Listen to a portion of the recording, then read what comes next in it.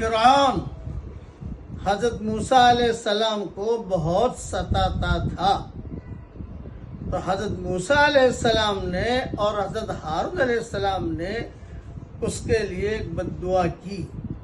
پڑھیے میرے ساتھ. ربنا اطمس علی اموالہم،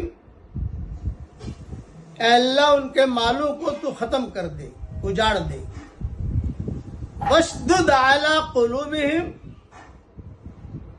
اور ان کے دلوں کو سخت کر دے. فلا یؤمنوا حتی یروا العذاب العلیم، یہ ایمان نہیں لائیں گے جب تک عذاب علیم نہ دیکھ لیں. فوراً اللہ نے جواب دیا، قال قد اجیبت دعوتکما، تم دونوں کی بد دعا ہم نے قبول کر لی. اس دعا میں موسیٰ علیہ السلام اور ہارون علیہ السلام کا نور ہے محمدی مہر کے ساتھ. عذاب علیم اور عذاب عظیم میں فرق ہے، یہ ریاض التفسیر میں دیکھ لینا.